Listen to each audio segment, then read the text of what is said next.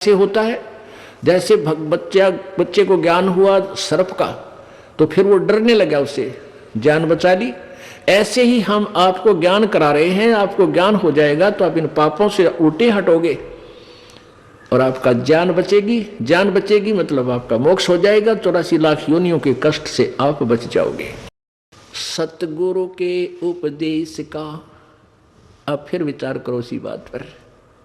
लाया एक विचार, जय सतगुरु मिलते नहीं, जाते नरक द्वार।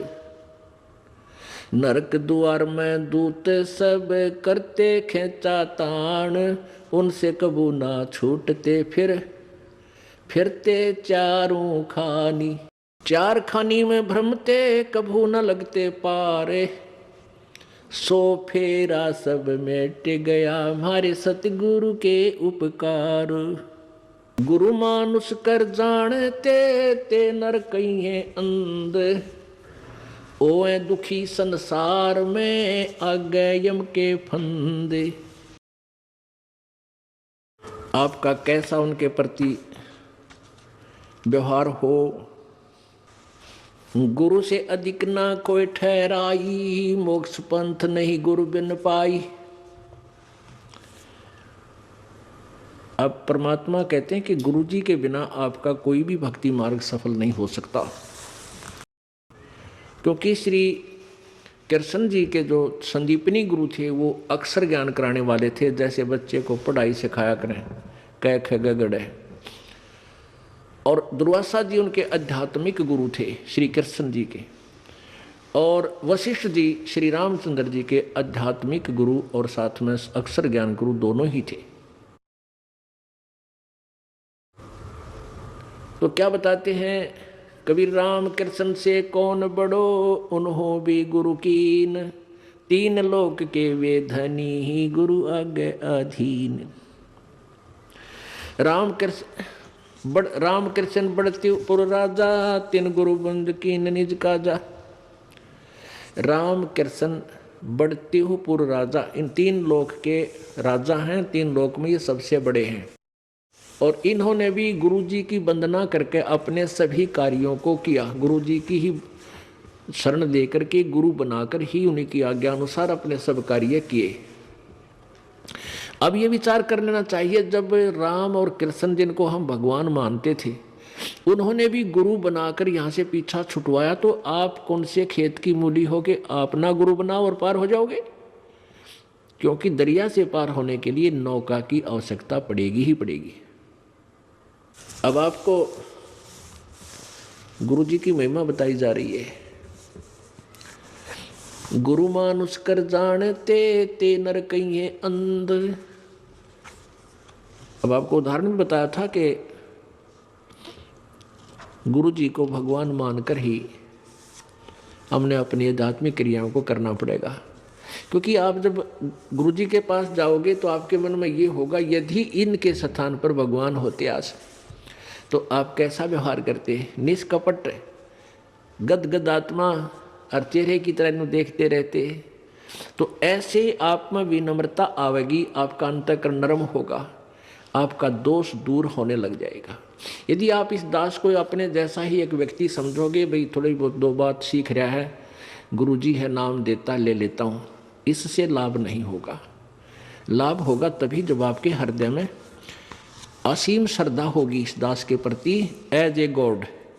दास गॉड नहीं है, दास भगवान नहीं है, लेकिन आपने सपोज करना पड़ेगा, आपने मानना पड़ेगा इस इक्वेशन को, इस प्रश्न को हल करने के लिए, जन्म और मृत्यु के इस प्रश्न से पीछा छुटवाने के लिए, हल को सोल्व करने के लिए प्रॉब्लम को आपने मानना पड़ेगा।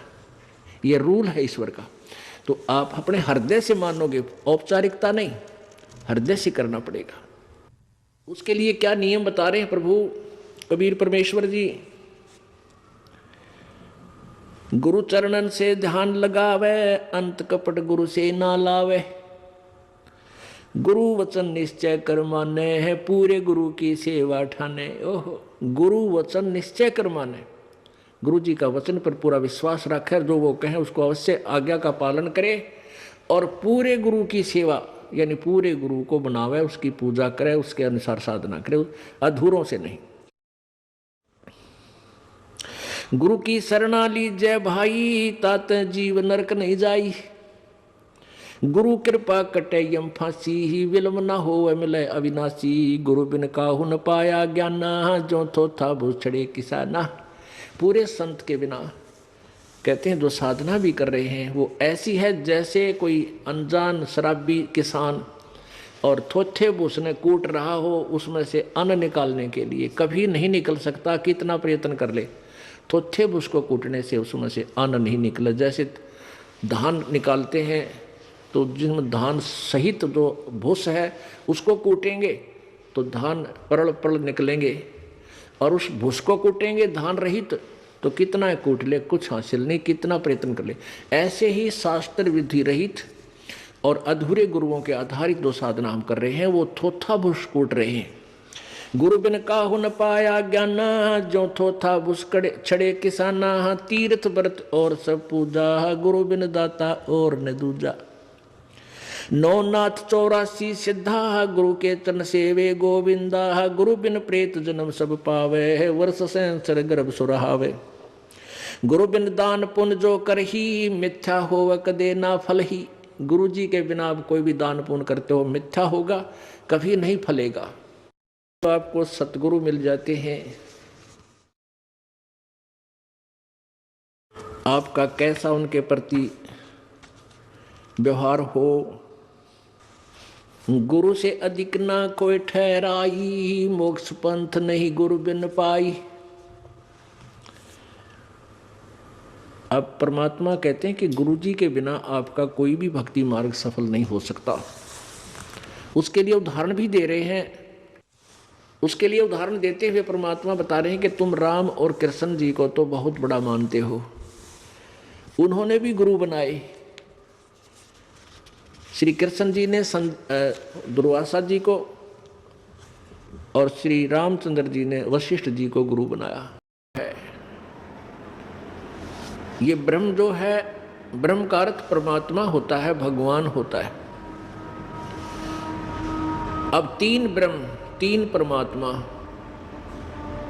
पवित्र गीता जी अध्याय नंबर 15 के श्लोक नंबर 16-17 में प्रमाणित है।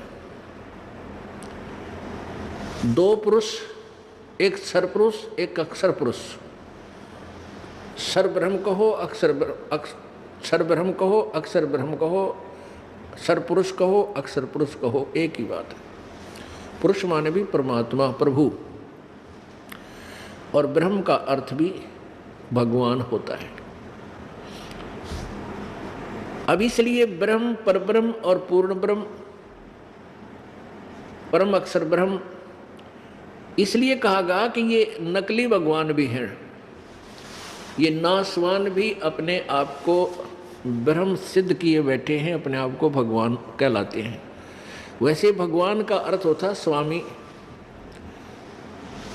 भगवान का यानी राम का, प्रभु का अर्थ होता है स्वामी। 7 शंख ब्रह्मांड, 21 ब्रह्मांड का राम है, ब्रह्म है, स्वामी है, ज्योति निरंजन काल, जिसे ब्रह्म बोलते हैं। क्योंकि ये 21 ब्रह्मांड का मालिक है, इसलिए ये भी ब्रह्म यानी परमात्मा भगवान कहलाता है। और 7 शंख ब्रह्मांड का स्वामी है अक्षर पुरुष, ये भी परब्रह्म कहलाता है, ब्रह्म से दूसरा भगवान। और असंख्य ब्रह्मांड का जो स्वामी है, overall controller, overall almighty, overall controller, वो परम अक्षर ब्रह्म है। इस प्रकार ये 3 परमात्मा है। तो वो परम अक्षर ब्रह्म जो कुल मालिक है वो कबीर देव है।